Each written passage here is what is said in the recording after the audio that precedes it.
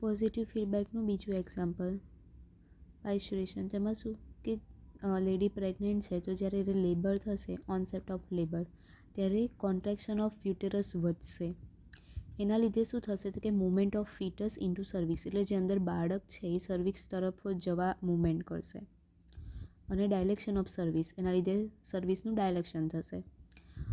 હવે movement of foetus through cervix, હવે જે મુવમેન્ટ થાય છે ફીટસની એ સર્વિક્સ તરફ જાય છે, એના લીધે શું થશે, ત્યાંના રિસેપ્ટર છે ને સર્વિસના એ સ્ટિમ્યુલેટ થઈ જશે.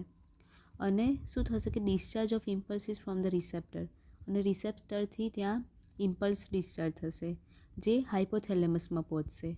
હાઇપોથેલેમસમાં પહોંચશે એટલે ત્યાંથી ઓક્સિટોસિન રિલીઝ થશે, જે યુટેરસના કોન્ટ્રેક્શન વધારશે. કારણ કે બેબીની ડિલિવરી માટે કોન્ટ્રેક્શન વધારે થાય એ જરૂરી છે, એટલે એ હાઇપોથેલેમસમાંથી જે ઓક્સિટોસિન રિલીઝ થશે એ વધારે કોન્ટ્રેક્શન વધારશે, જેના લીધે એના જે ડિલિવરીમાં છે એ હેલ્પ થશે.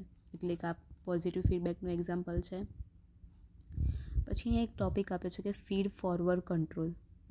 પૂછાય ને બટ મિનિંગ યાદ રાખવાનો છે કે એનો મિનિંગ શું, તો કે feed forward control system is the control when the system is the homeostasis that anticipates the change or deviation that may occur in later stage and takes appropriate control action to avoid the disturbance. Meaning feed, આનો શું છે, feed forward કંટ્રોલનો meaning શું થાય કે આપણી બોડીમાં કશુંક ખરાબ થવાનું હોય કે કશી સારી વસ્તુ આપણે કરવાના હોય તો એના પછી બી જે ચેન્જીસ આવી શકે એના માટે પહેલેથી રેડી રહે છે, એને કહેવાય ફીડ ફોરવર્ડ કંટ્રોલ. એનું બી એ ધ્યાન રાખે છે કે આ માણસ આ વસ્તુ કરવાનો છે તો એના પછી એને એનાથી કોઈ સાઈડ ઇફેક્ટ ના થાય, એનું પહેલેથી એ ધ્યાન રાખે. એમાં શું એક્ઝામ્પલ આપ્યા છે કે જેમ આપણે એક્સરસાઇઝ કરીશું તો એના માટે જે બોડીને રેડી રાખવી, પ્રિપેર કરવી, હાર્ટના કામને કરવું, એ પહેલેથી રેડી રાખે છે. પછી આ યાદ રાખ્યું છે કે આપણે ખાતા પહેલાં જ ગેસ્ટ્રિક જ્યુસનું સિક્રેશન કરે છે, જેથી આપણું જે ખાવાનું છે એ બરાબર પચી શકે. પછી ઓવ્યુલેશન વખતે જે લ્યુટિનાઇઝિંગ હોર્મોનનું સિક્રેશન છે એ વધારી દે છે, કારણ કે ઓવ્યુલેશન આવવાનું હોય છે એટલે કશું આવવાનું હોય તો એના માટે પહેલેથી પ્રિપેર રહે, અથવા તો એ વસ્તુ થવાની હોય તો એના માટે એની પાછળ કશી ઇફેક્ટ ના થાય એનું ધ્યાન રાખે છે. એનો મિનિંગ એવો થાય ફીડ ફોરવર્ડ કંટ્રોલ. પછી આ જોઈ લેવાનું છે કે હોમિયોસ્ટેટિક ઇમ્બેલેન્સ.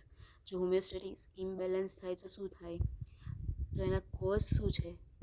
જો કોઈ માણસ સ્ટ્રેસ લેતું હોય અથવા તો આલ્કોહોલ લેતું હોય, સૂતું ના હોય, બહુ વધારે પડતી એક્સરસાઇઝ કરતું હોય, બહુ ઓછું પાણી પીતું હોય, પછી અને બહુ લાંબા ટાઈમથી બીમારી હોય, વધારે એજ હોય, તો આ બધા એના કોઝ છે કે આ બધામાં એ હોમિયોસ્ટેટિસ આપણી જે સિસ્ટમ છે એ બગડી શકે છે.